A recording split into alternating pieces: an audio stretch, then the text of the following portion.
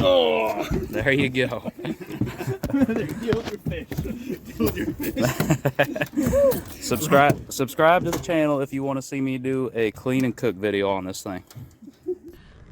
What is going on, guys? So if you watch my short from earlier today when I was out with some friends, we caught a couple of these buffalo carp, and as promised, I'm going to show you how to clean these things and cook them up to where they taste really good. So first thing you want to do is get a spoon and you just get the scales off these.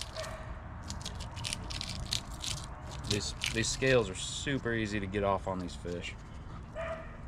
Nothing to it. So make sure you have a trash bag there to put all those in, but as you can see here, they just, they scrape right off. So I'm gonna finish this fish up and then we'll get back with you. All right, guys, so as you can see here, I got the scales off this guy. Both sides are done. He's looking nice and clean. Now what you're gonna do is just fillet him like a crappie or anything else, catfish or anything. Make this cut here. They have some big, thick rib bones, which I'm gonna show you how I get through here. So I'll make the line down the gill plate like that, and then go straight down the back. Just like that, and then take this so you can hear your knife hitting on those rib bones there.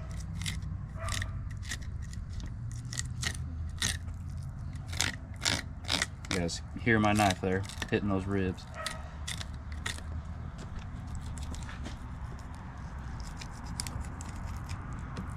Alright, and then I have some tin snips here. I'm just going to snip these ribs real quick with these tin snips. If you have an electric fillet knife, you probably won't need the tin snips, but I don't like the electric fillet knife, so I'll take the time to cut through these.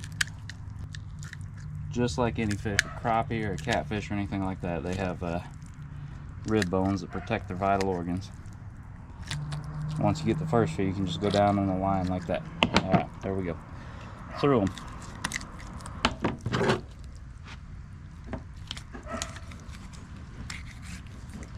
And it is important that you leave the skin on these things, and you'll see why here in a bit. That's why I scale them instead of slicing the skin off of these dudes. Alright, so I got that fillet there. I'm going to set this aside for a second and do the other side. Alright guys, so it was getting dark outside, so I got moved inside here, get a little more light and get them on a cutting board. So I kept 2 of these carp today. Today was the last day of snagging season in Missouri, and we snagged a couple of these buffalo carp as a byproduct of the paddlefish we were going after. But yeah, I got these rinsed off. So right now they just kind of look like a catfish fillet or something like that. But as you saw outside, I scaled them so they still have the skin on them, and you'll see why here in a second. So the first thing I'm going to do is just take these ribs off. And what I want to do on these ribs is actually angle your knife more than you would on a catfish or a crappie, so that you keep some of that meat on the ribs. You want to actually keep some of that meat on there, and I'll show you why here.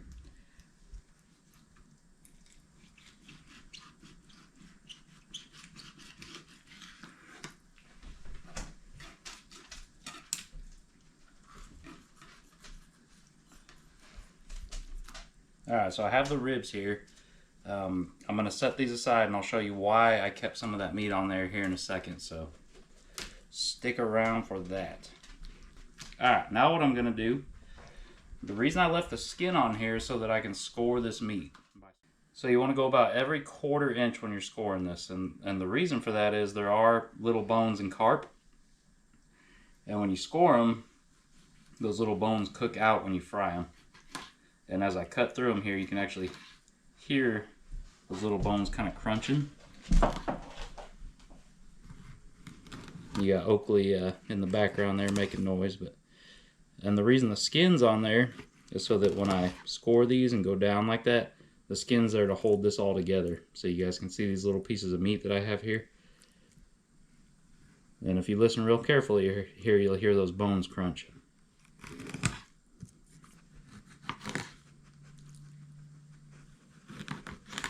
I'm going to set this to the side here, and I'm going to show you these ribs and why I left some meat on there. Alright, so I'm going to take these ribs and I'm going to cut them in sets of 2. Just like that.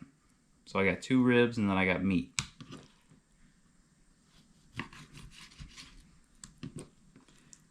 when you cut through the ribs down to the bottom of that meat, they actually don't have those little bones. It's just the 2 ribs and then fish meat.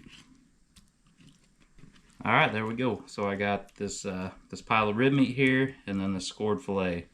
And over here I got 3 more of those to do that to. I'm gonna get that done, and then I'm gonna cook these for you guys and show you how that turns out.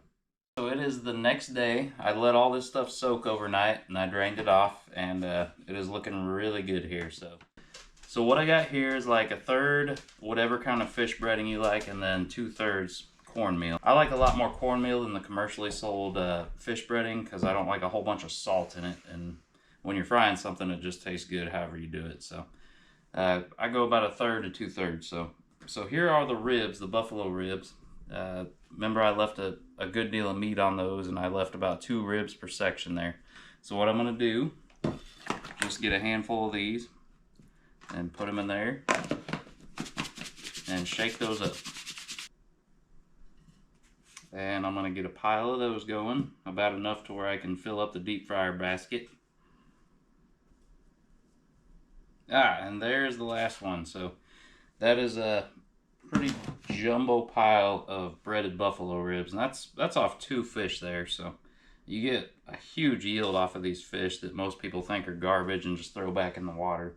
For some reason they have a really bad reputation, which I don't really understand, but I don't know. You guys try this and let me know. Alright, so now we're just going to put these in the fryer basket.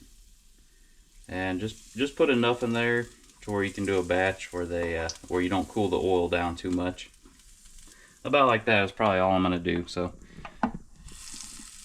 off the 2 fish, you probably have 2 batches of ribs that you're going to do. So now what I'm going to do is get these fillets. If you guys remember, I scored them every 1/4 inch or so, or as close to that as I could get. And we're going to do the same thing with these. We're just going to drop them in, shake them, and get those ready to go after these ribs are done. Those are looking really, really good.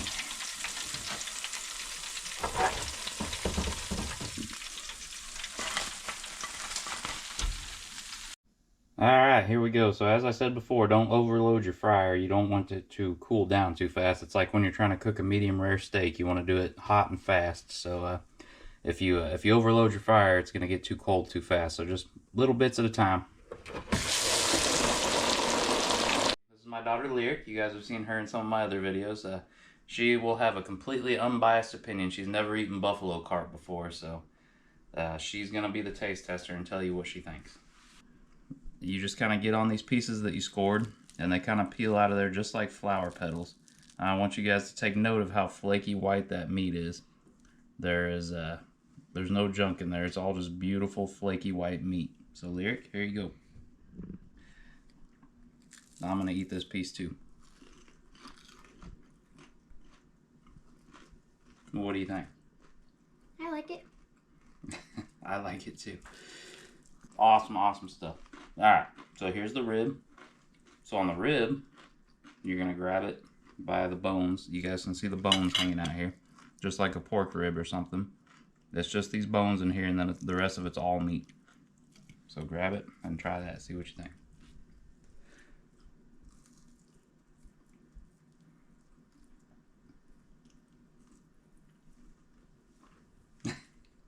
What do you think?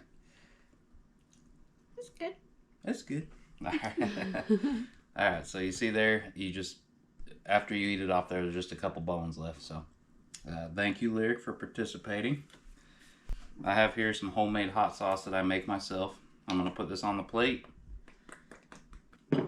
and we are going to finish this dinner. Guys, as always, thanks for watching.